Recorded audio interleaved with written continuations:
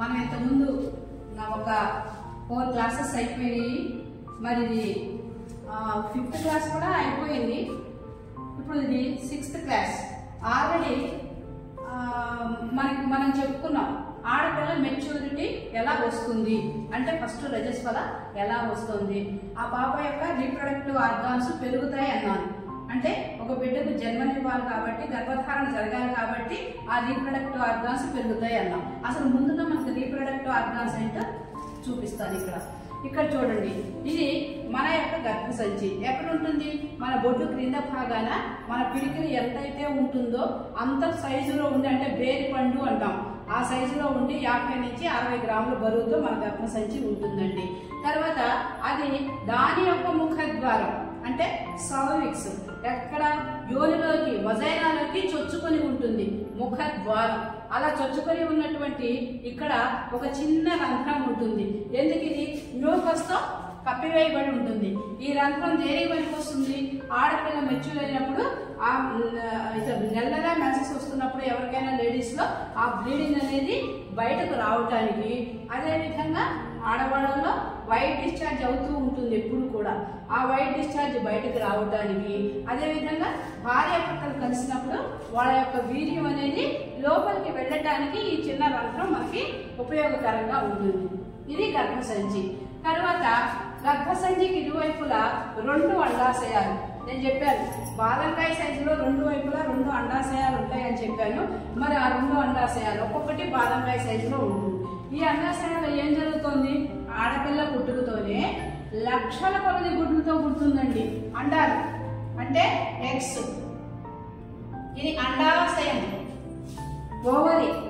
మరి ఇది ఓవరి ఏమవుతుంది? ఆ పుట్టుకతోనే లక్షల కొలది గుడ్లతో అమ్మాయి పుడుతుంది. ఆ అమ్మాయి రజస్వల అయ్యే నాటికి ఆ ఎగ్స్ అన్ని కూడా శరీర ఉష్ణోగ్రతకి, బాడీ టెంపరేచర్ కి స్పాయిల్ అయిపోతాయి. స్పాయిల్ అయిపోయి ఏమవుతాయి? దగ్గర 2 లక్షల అండాలు మాత్రమే మిగిలి ఉంటాయి. మరి 2 లక్షల అండాల్లో కూడా ఆ అమ్మాయి యొక్క జీవిత కాల వ్యవధి అంటే మెచ్యూర్ 45 సంవత్సరాల వయసు వచ్చేదాకా నెల ఒక ఎగ్ రిలీజ్ అవుతూ ఉంటుంది. మరి ఎన్ని పరిపక్వ స్థితికి వస్తాయి? 450 నుంచి 500 ఎగ్స్ మాత్రమే అమ్మాయి యొక్క జీవిత కాల వ్యవధిలో, అంటే మెనోపాస్ అయ్యేదాకా నెలకి ఒక ఎగ్ చొప్పున రిలీజ్ అవుతూ ఆ విధంగా అవి మెచ్యూర్ అవుతూ ఉంటాయి. మరి ఇక్కడ ఎలా మెన్సెస్ వస్తుంది, ఎలా కన్సెప్షన్ అనే లెసన్ మీకు చెప్తానన్నాను. అంటే గర్భధారణ ఎలా జరుగుతుందని చెప్తానన్నాను. ఇప్పుడు ఏమన్నాను? లక్షల కొలది గుడ్లతో ఉంటాయి. అమ్మాయికి వయసు వచ్చిన తర్వాత మెచ్యూర్ అవుతుంది. ఇప్పుడు ఏమవుతుంది? ఇక్కడ ఈస్ట్రోజన్ ప్రొజెస్ట్రాన్ అనే హార్మోన్స్ బాడీలో ఎంటర్ అవుతాయి. ఈస్ట్రోజన్ ప్రొజెస్ట్రాన్ అనే హార్మోన్స్ బాడీలో ఎంటర్ అవుతాయి. ఎంటర్ అవగానే ఇక్కడ లక్షణాలు ఉన్నాయి. అమ్మాయికి వయసు వచ్చింది, అమ్మలాగానో మేనత్తలాగానో హెరిడిటరీ కూడా ఉంటుంది. లేకపోతే మంచి పోషకాహారం తినడం వల్ల ఆ పాప 12, 11, కొంతమంది ఇప్పుడు ఈ రీసెంట్ గా 11 సంవత్సరాల నుంచే స్టార్ట్ అవుతూ ఉంది మెన్స్ట్రల్ సైకిల్. మరి 12, 13, 15, 14 ఈ విధంగా ఆ పాప మెచ్యూర్ అవడానికి అవకాశం ఉంది. అంటే మెచ్యూర్ ఎలా అవుతుంది? ఇక్కడైతే ఎగ్స్ ఉన్నాయి, పాపకు వయసు వచ్చేసింది, హార్మోన్స్ దీంట్లో ప్రవేశించినాయి, అండాశయాల్లో ప్రవేశించినాయి. అవి హార్మోన్స్ పనిచేసి ఏం చేస్తుంది? ఫస్ట్ ఇక్కడికి అండాన్ని రిలీజ్ చేస్తాయి. ఎప్పుడైతే హార్మోన్స్ అండాశయంలో ప్రవేశించినాయో అప్పటి వరకు ఉన్న ఎగ్స్ లో ఒక ఎగ్ ఇక్కడికి రిలీజ్ అవుతుంది. అలా రిలీజ్ అవ్వగానే వెంటనే హార్మోన్స్ అలా ఉండకుండా, అయ్యో నేను ఒక ఎగ్ని రిలీజ్ చేశాను, ఒకవేళ వివాహం అయితే గనక భార్య భర్తలు కలిస్తే గనక ఆ వీర్యంలో ఉన్నటువంటి శుక్రకణాలు వస్తాయి. మరి వచ్చి ఏం చేస్తాయి? ఇక్కడికి వచ్చి ఈ దీంతో కలిసి ఓవలేషన్ జరుగుతుంది, ఫలదీకరణ జరుగుతుంది. జరిగినప్పుడు ఇది వచ్చి లోపల గర్భసంచి గోడల్లో పడిపోవాలి. ఈలోపు ఇక్కడ దీన్ని ఏం చేస్తుంది? ఒక ఎగ్ని రిలీజ్ చేసి వెంటనే హడావుడిగా లోపల గర్భసంచి గోడల్లో 5 మిల్లీమీటర్ల మందంతో స్పాంజ్ లాగా మంచి పోషక విలువలతో రక్త నాళికలతో ఒక పరుపుని ఏర్పరుస్తుంది. మరి ఇది 5 మిల్లీమీటర్ల మందం, దీనినే ఎండోమెట్రియం అంటాం.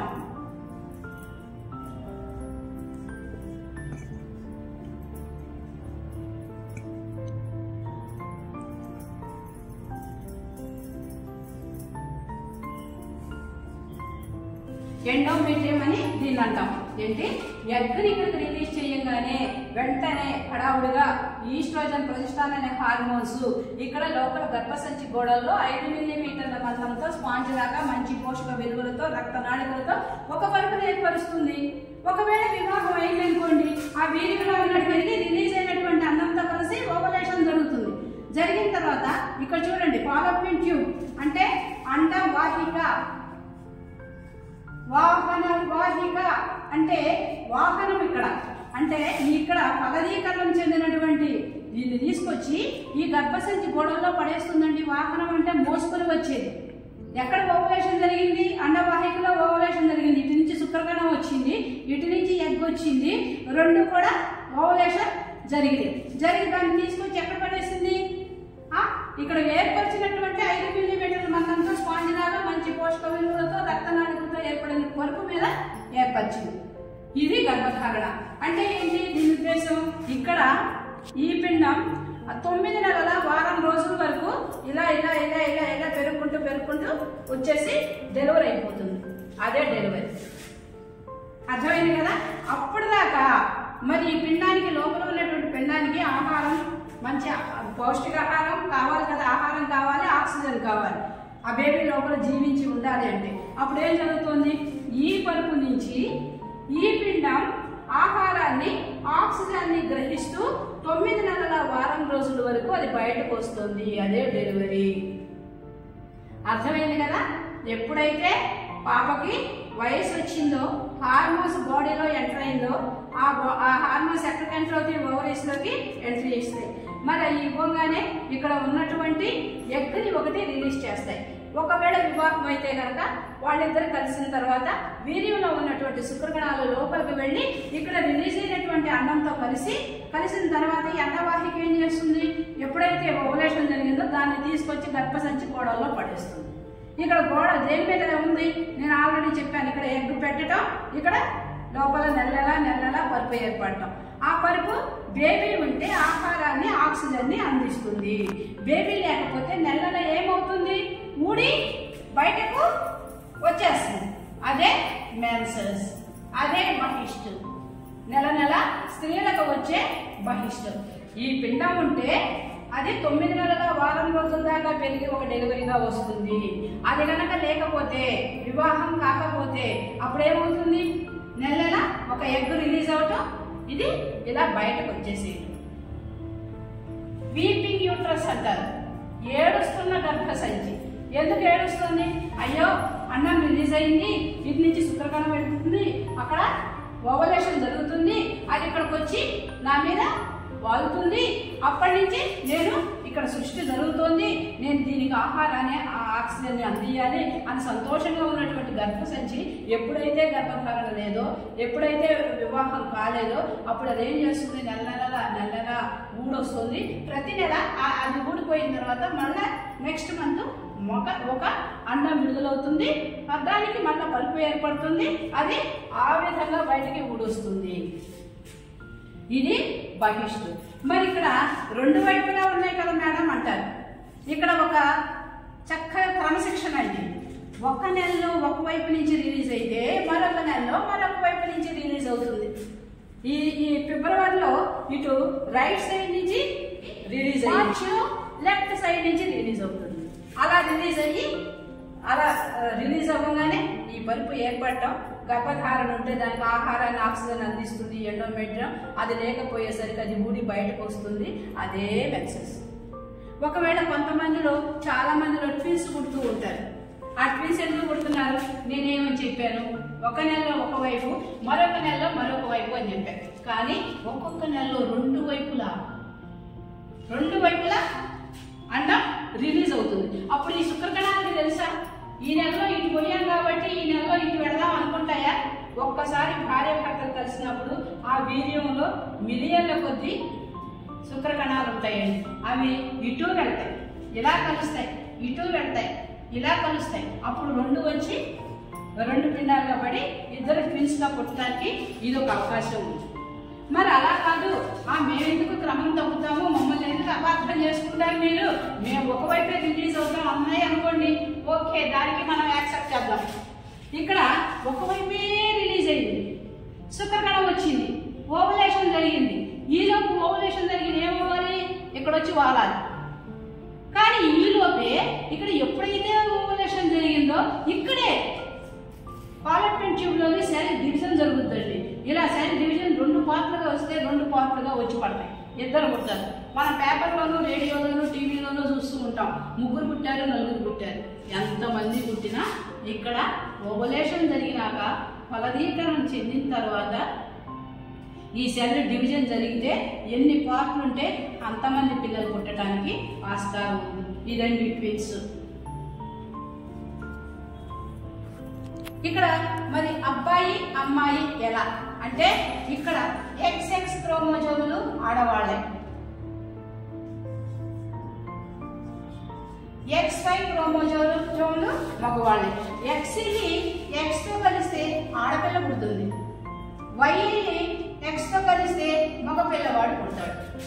ఇది ట్విన్స్ ఎలా పుడతారు, అదే విధంగా అబ్బాయి ఎలా పుడతారు, అమ్మాయి ఎలా పుడతారు, మరి కన్సెప్షన్ గర్భధారణ మనకి ఎలా జరుగుతుంది, ఒకవేళ గర్భధారణ లేకపోతే నెల మనకి బహిష్టు ఎలా వస్తుంది అనే విషయం ఇక్కడ కన్సెప్షన్ మనం తెలుసుకున్నాం.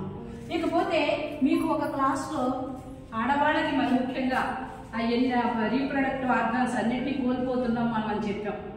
ఎట్లా ఏ శుభ్రతలు ఆల్రెడీ నేను మీకు క్లాస్ పెట్టాను. నేను 1 బహిష్టు శుభ్రత, 2 వ్యక్తిగత పరిశుభ్రత, 3 సెక్సువల్ భార్యాభర్తలు కలిసి పాటించవలసిన పరిశుభ్రత. అంటే menstrual hygiene, personal hygiene, sexual hygiene. ఇక్కడ బహిష్టు శుభ్రత, మెన్స్ట్రల్ హైజీన్ గురించి ఆల్రెడీ మీకు చెప్పున్నాను క్లాస్ నేను. మరి అదే పర్సనల్ హైజీన్ గురించి కూడా చెప్పాను. వైట్ డిశ్చార్జ్ వల్ల ఎటువంటి అనర్థాలు వస్తాయి, ఎటువంటి ఏ విధంగా వస్తుంది బాగుంటుంది, ఎప్పుడు మనం డాక్టర్ గారిని కలవాలి, మరి అటువంటిప్పుడు ఎటువంటి శుభ్రతలు పాటించాలి అనేది కూడా మీకు నేను ఎక్స్ప్లెయిన్ చేశాను. ఆ తర్వాత సెక్సువల్ హైజీన్, భార్యాభర్తలు కలిసి పాటించవలసినటువంటి పరిశుభ్రతను కూడా మీకు క్లాస్ పెట్టారు. ఇప్పుడు ఆ 3 శుభ్రతలు కనుక పాటించకపోతే వచ్చే నష్టం ఏంటో ఇక్కడ చూద్దాం. 3 శుభ్రతలు పాటించకపోతే ముందు యూట్రస్ తీసుకుందామండి. యూట్రస్ ఏంటి, ఫస్ట్ ఇక్కడ ఏమని చెప్పాను, 5 మిల్లీమీటర్ల మందంతో స్పాంజిలాగా మంచి పోషక విలువలతో రక్తనాళికలతో ఒక పొరుపు ఏర్పడుతుంది. ఎందుకు, బిడ్డకు ఆహారాన్ని అందించడానికి. మరి ఆ బిడ్డకు ఆహారాన్ని అందించడానికి ఏర్పడినప్పుడు ఈ 3 శుభ్రతలు కనుక పాటించకపోతే ఇక్కడ యోని మార్గం లోపలికి వెళ్ళి ఇక్కడ ఈ సూక్ష్మజీవులన్నీ లోపలికి వెళ్ళి ఈ పరుపుని కొరుక్కు తింటాయండి. మెత్తగా కొబ్బరి లౌస్ లాగా కొరుక్కు తింటాయి. మరి ఇక్కడ ఏర్పడినటువంటి పిండం ఏమవుతుంది, పరుపు సపోర్ట్ ఎండోమెట్రియం సపోర్ట్ లేకపోయేసరికి ఇది బయటికి ఊడొస్తుంది. ఇదే అబార్షన్. 3 శుభ్రతలు గుర్తుపెట్టుకోండి. 3 శుభ్రతలు, menstrual hygiene, personal hygiene, sexual hygiene. ఇవి పాటించకపోతే యోనికుండా లోపలికి వెళ్ళిపోయి ఇక్కడ ఉన్నటువంటి ఎండోమెట్రియంని కొబ్బరి లౌజు తిన్నట్టు తిని పారేస్తాయి. అప్పుడే ఏర్పడుతున్నటువంటి ఆ పిండం పెరుగుదలకి దోహదపడకుండా అది అబార్షన్గా బయటకు వచ్చేస్తుంది. ఓకే, తినలేదు, ఒకవేళ ఈ పిండానికి 5వ నెల, 6వ నెల, 7వ నెల వస్తూ ఉంది. రెండవ అనర్థం ఏంటి, ఇక్కడ ఏమన్నాను, చిన్న హోల్ ఉంటుంది అన్నాను, మ్యూకస్తో కప్పబడి ఉంటుంది సర్విక్స్ ముఖ ద్వారం దగ్గర అన్నాను. ఈ సూక్ష్మజీవులు ఏం చేస్తాయంటే ఇక్కడ ఉన్నటువంటి మ్యూకస్ మొత్తం తినేసి దీన్ని పెద్ద చేస్తాయండి. ఆ హోల్ని పెద్ద సైజ్ వచ్చేస్తాయి. వస్తే ఇక్కడ ఏమవుతుంది, 6వ నెల, 7వ నెల బేబీ తిరుగుతూ తిరుగుతూ తిరుగుతూ ఇక్కడ లూజ్ వచ్చేసేవరికి ఈ బయటకు వచ్చేస్తుంది బేబీ. అప్పుడు డాక్టర్ గారు ఏమంటారు, ఎగ్జామ్ చేసి, అమ్మ నీకు సర్విక్స్ లూజ్ అయింది, నీకు బెడ్ రెస్ట్ అవసరం, నీకు 2-3 కుట్లు వేస్తాం, నువ్వు బెడ్ మీదే ఉండాలి, డెలివరీ అయినాక ఆ సూచెస్ మేము రిమూవ్ చేస్తాం నాన్న అని చెప్తారు. చూడండి ఎంత అనర్థం. మనం పండంటి పాపాయికి జన్మనివ్వాలని ఎన్నో కోరికలతో మనం ప్రెగ్నెంట్ వస్తుంది, దాన్ని జాగ్రత్తగా చూసుకుంటాము. కానీ మనం 3 శుభ్రతలు అవి పాటించకపోవటం వల్ల ఇటువంటి అనర్థం మనకి సంభవిస్తుంది. మరి ఇక్కడ సర్విక్స్, ఇది గర్భసంచికి. తర్వాత ఈ సూక్ష్మజీవులన్నీ ఈ ఎండోమెట్రియం తిని పారేయటమే కాకుండా ఈ గర్భసంచికి ఈ లిగ్మెంట్స్ ఉంటాయి. అవి ఏం చేస్తాయి, వాటిని కూడా చక్కగా కొరుకు తింటాయండి. అలా చక్కగా కొరుకు తింటుంటే అప్పుడు డాక్టర్ గారి దగ్గర మీకేంటి ఏదో కడుపులో ఒక మంట వచ్చినట్టు అలా అనిపిస్తూ ఉంటుంది. వైట్ డిశ్చార్జ్ కొంచెం స్మెల్గా రావటం, ఎందుకంటే ఇదంతా ఇన్ఫెక్షన్తో కూడుకుని ఉన్నది. మామూలుగా నేను ఆల్రెడీ వైట్ డిశ్చార్జ్ ఎలా రావాలని చెప్పాను, తీగలుగా బంకగా ఉన్నంత వరకు నువ్వు 100% ఆరోగ్యకరం అన్నా. ఒకవేళ నీడగా వస్తూ కొంచెం స్మెల్ కనుక వస్తూ ఉన్నట్లయితే అప్పుడు కంపల్సరీ డాక్టర్ గారి దగ్గరికి వెళ్ళాలి. డాక్టర్ గారు ఏం చేస్తారు, మరి నీ ఇన్ఫెక్షన్ వల్ల ఈ సూక్ష్మజీవులన్నీ లోపలికి వెళ్ళి గర్భసంచి యొక్క లిగ్మెంట్స్ కొరుకు తినటం వల్ల అది డాక్టర్ గారు ఎగ్జామ్ చేయగానే ఏమవుతుంది, వైట్ డిశ్చార్జ్ అవుతుంది. డాక్టర్ గారు ఎగ్జామ్ చేస్తారు, అక్కడ లోపల ఈ లిగ్మెంట్స్ అన్ని కొరుకు తిని రెడ్డిష్ గా కనపడుతుంది. డాక్టర్ గారు ఏమంటారు, అమ్మ అదంతా ఇన్ఫెక్షన్ వచ్చింది, నీకు ఆపరేషన్ చేసి యూట్రస్ తీసివేయాలి అని చెప్తారు. అది కరెక్టే, తీసివేయకపోతే లోపల చాలా ప్రమాదం జరుగుతుంది. కాబట్టి వీటన్నిటి కారణం ఏంటి, 3 శుభ్రతలు: menstrual hygiene, personal hygiene, sexual hygiene. కాబట్టి ఈ విధంగా దీన్ని కోల్పోతారు. ఇది ఒకటైతే ఇక్కడ నేను ఇక్కడ లూజ్ అయిపోయింది, ఈ పిండం జారి వచ్చేసింది అన్నా. మరి ఈ సూక్ష్మజీవులు ఇక్కడ కూడా శుభ్రంగా పాడు చేసేసి క్యాన్సర్ సంబంధించినటువంటి కణాలను ఉత్పత్తి చేస్తాయండి. అలా క్యాన్సర్ సంబంధించిన కణాలు ఉత్పత్తి చేయటం వల్ల ఏముంది, ఆడవాళ్ళకు వచ్చేది మరి ముఖ్యంగా 2 క్యాన్సర్స్. అదేంటి, number 1 breast cancer, number 2 cervix cancer. మరి ఆ సర్విక్స్ క్యాన్సర్ వస్తే మన జీవితమే అంతా ఉంటుందా అండి? జీవితాన్నే మనం కోల్పోవాల్సి వస్తుంది. చూడండి ఎంత చిన్న 3 పరిశుభ్రతలు, అవి అవగాహన లేక మన చేతులారా గర్భసంచిని తీయించేసుకుంటున్నాం, చేతులారా అబార్షన్స్ అయిపోతున్నాయి. మరి పెరుగుతున్నటువంటి బిడ్డ జారిపోతుంది, మరి సర్విక్స్ క్యాన్సర్ వస్తుంది. ఆ 3 శుభ్రతలు పాటించకపోవటం వల్ల గర్భసంచికి ఎన్ని అనర్థాలు ఉన్నాయి. ఇకపోతే ఇక్కడ చూడండి, ఒక్కొక్క అండాశయం ఏ సైజులో ఉంటుందని చెప్పాను, ఒక్కొక్క అండాశయము బాదంకాయ సైజులో ఉంటుంది. మరి ఈ సూక్ష్మజీవులన్నీ లోపలికి పెట్టి బాదంకాయ సైజు ఉన్నటువంటి అండాశయాన్ని గుమ్మడికాయ సైజు చేస్తాయండి. అంటే అవన్నీ సూక్ష్మజీవులు లోపలికి వెళ్ళి చెడు నీటిని ఫామ్ చేసేసి ఇంత లావుగా చేసేస్తాయి. మరి నీకు నెలలా మెన్సెస్ వస్తుంది, కానీ పొట్ట మాత్రం విపరీతంగా పెరుగుతూ వస్తుంది. నీకేదో అనుమానం వచ్చి డాక్టర్ గారి దగ్గరికి వెళ్తే డాక్టర్ గారు స్కాన్ చేసో మరి అన్ని ఎగ్జామినేషన్ అన్ని చేసి పరీక్షలన్నీ చేసి ఏం చెప్తారు, నాన్న నీకు లోపల ఇన్ఫెక్షన్ వచ్చింది, ఒబేరియన్ సిస్ట్ వచ్చిందమ్మా, అది అర్జెంటుగా తీసేసేయాలి అని అంటారు. మనకి 2 కళ్ళు ఉన్నాయి. 2 కళ్ళు ఉంటే చూపు అనేది బాగా చక్కగా చూస్తాం. మరి 2 చెవులు ఉన్నాయి, బాగా వినపడతాయి. మరి అదేవిధంగా భగవంతుడు మనకి ఈస్ట్రోజన్, ప్రొజెస్ట్రాన్ అనే హార్మోన్స్ ఆడవాళ్ళకి ఇచ్చిన వరాలండి. దాని మూలంగా ఏమవుతుంది, ఇక్కడ గర్భసంచి ఇక్కడ ఓవరీస్ లో ఒక అండం విడుదలవటం, ఒక లోపల ఉన్నటువంటి ఎండోమెట్రియం ఏర్పడటం, నెలల మెన్సెస్ రావటం, నెలల చక్కగా వైట్ డిశ్చార్జ్ అవటం, ఇవన్నీ కూడా ఎంత మంచి లాభం అండి ఒక స్త్రీ జీవితానికి. మరి అటువంటి అన్ని కోల్పోతున్నాం. ఇక్కడ ఆ నీటి తిత్తి రావటం వల్ల దీన్ని పోసేస్తారు. అప్పుడు ఒకవైపే అండాశయం ఉంటుంది, ఒకవైపే ఓవరీ ఉంటుంది.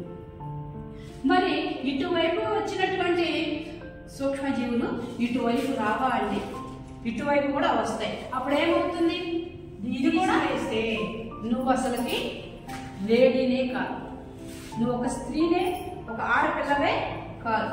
కాబట్టి 2 అండాశయాలు కోల్పోతే మనం దేనికి పనికిరాం.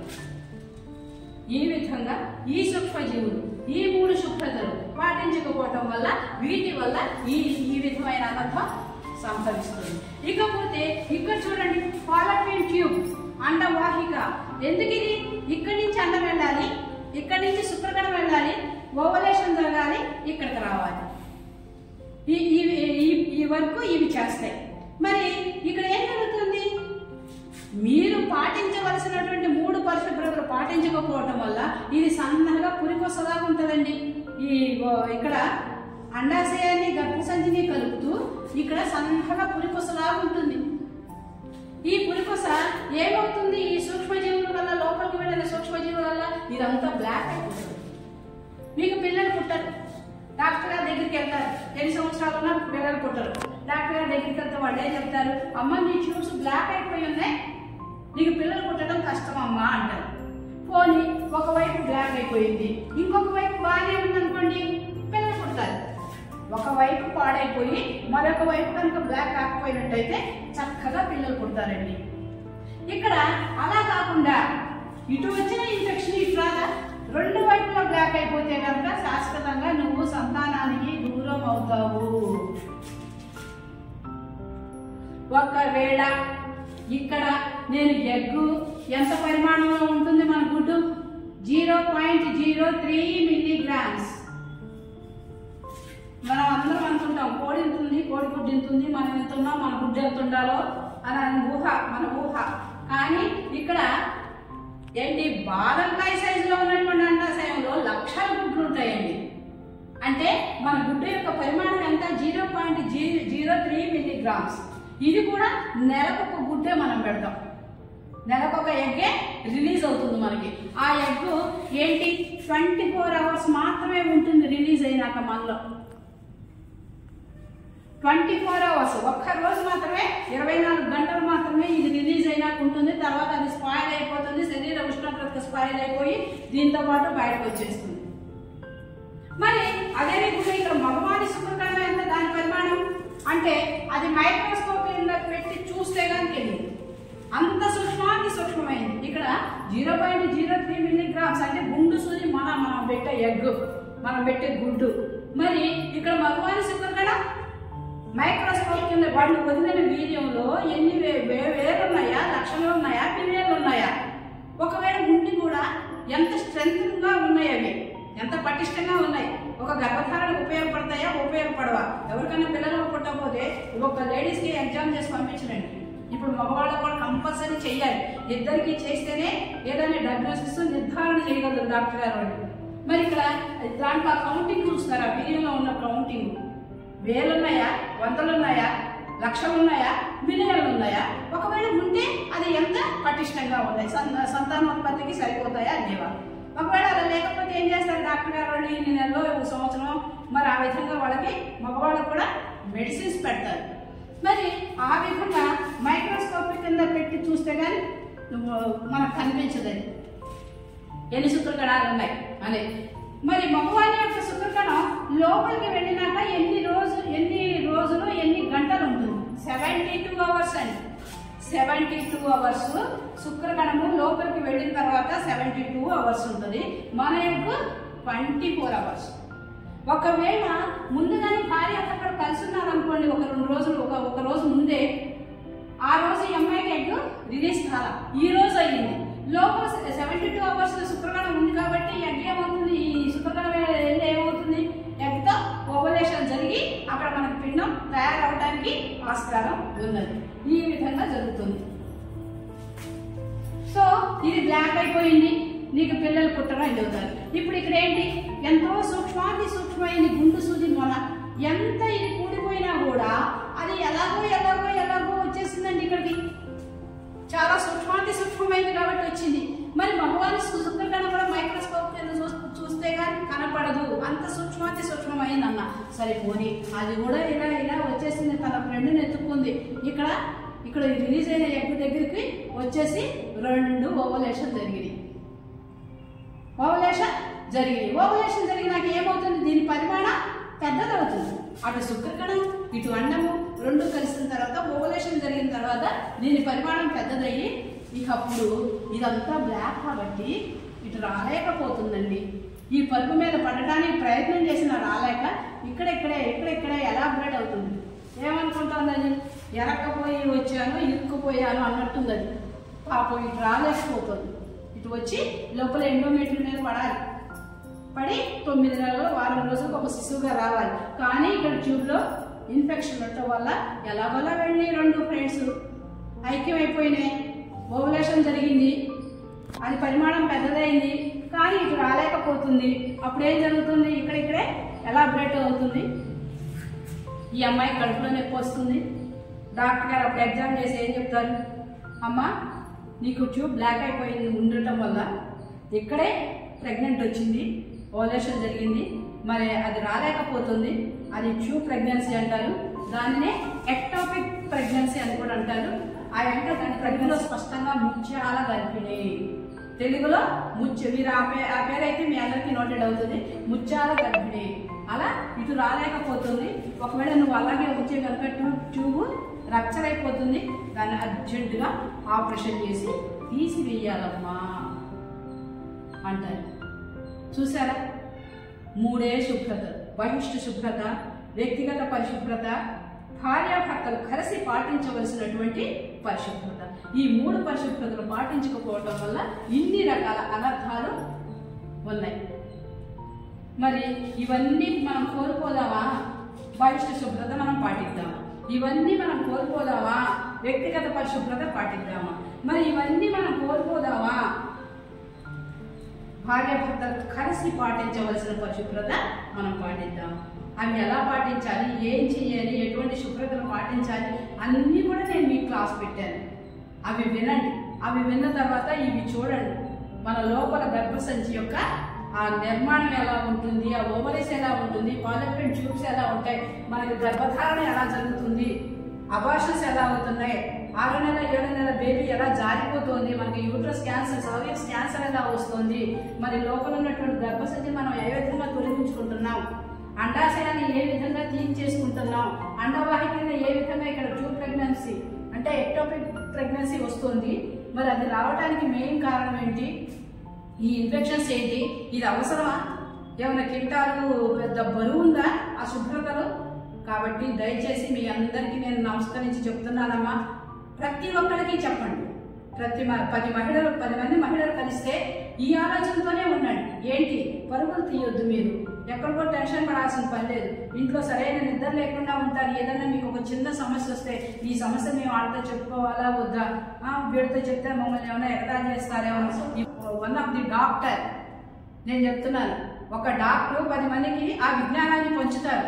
మీరు ఇప్పుడు ఈ సబ్జెక్టు మీరు విని మీ ఒక్కొక్కరికి మీ వంతు అందరికీ షేర్ చేయండి నాన్న. ప్రతి ఒక్కళ్ళు, ప్రతి మహిళ, ప్రతి పాప, మెచ్యూర్ అయిన దగ్గర నుంచి పాప అందరూ కూడా వినాలి. తర్వాత నెక్స్ట్ క్లాసు మీకు సెక్సువల్ ట్రాన్స్మిటెడ్ ఇన్ఫెక్షన్స్ చెప్తా, కానీ యాక్చువల్గా చెప్పాల్సిన అవసరం లేదు. ఎందుకు చెప్తానంటే ఈ రీప్రొడక్టివ్ పునరుత్పత్తి అవయవాలకు సోకే వ్యాధులు కనుక ఉంటే సుఖ వ్యాధులు రావు, కానీ సుఖ వ్యాధులు ఉంటే వీటన్నిటినీ కోల్పోతారు నాన్న. సెక్సువల్లీ ట్రాన్స్మిటెడ్ ఇన్ఫెక్షన్స్ కనుక మీలో ఉంటే మళ్ళా ఈ ఆర్గాన్స్ అన్నింటినీ కోల్పోతారు. ఒకవేళ రీప్రొడక్టివ్ ట్రాక్ అంటే పునరుత్పత్తి అవయవాలకు సోకే ఇన్ఫెక్షన్స్ ఏమని చెప్పారు, ఈ 3 శుభ్రతలన్నా అవి కనుక పాటిస్తే ఇవి రావు. ఒకవేళ ఇవి ఉన్నా కూడా మీరు సెక్సువల్ ట్రాన్స్మిటెడ్ ఇన్ఫెక్షన్స్ జోలికి వాటి బారిన పడరు. అవి ఉంటే వీటి బారిన పడతారు. సో అవి ఉంటే వీటి బారిన పడతారు కాబట్టి అవి ఏంటి, ఎలా వస్తాయి, మనం ఎలా నివారించుకోవాలి, మేము చెప్పే విద్య అంతా కూడా మీకు ఎటువంటి డిసీజ్ రాకుండా ముందుగా మనం తీసుకోవాల్సిన జాగ్రత్తల గురించే నేను ప్రతి క్లాస్లో మీకు నేను చెప్తున్నాను. ప్రివెన్షన్ డాక్టర్ దగ్గరికి వస్తే ఒక డిసీజ్ వచ్చిన తర్వాత దానికి ఏ ట్రీట్మెంట్ ఇవ్వాలి, ఎటువంటి సర్జరీ చేయాలనేది మనకి డాక్టర్స్ అందరూ కూడా చెప్తారు. మేమేంటి మీకు ఆ వ్యాధులు రాకుండా ఎటువంటి జాగ్రత్తలు తీసుకోవాలి, ఎటువంటి శుభ్రతను పాటించాలి అనే సబ్జెక్టు నేను మీకు ఇప్పటి వరకు నేను చెప్తున్నానమ్మా. కాబట్టి దయచేసి నా విన్నపం ఒకటే, ఇది సైన్స్ చాలా సెన్సిటివ్ సబ్జెక్టు. మేడం ఇలా చెప్తున్నారేంటి, ఇది చెప్తున్నారేంటి, బహుశా నేను మీకు ఎవ్వరు కూడా చెప్పరు. మీకు బుక్లో చదువుకున్నా కూడా ఇంత అవగాహన మీకు రాదు. మీరు చేయాల్సింది ఒకటే, ప్రతి ఒక్కరికి షేర్ చేయండి, దయచేసి అది మీ యొక్క థీమ్. Okay, thank you.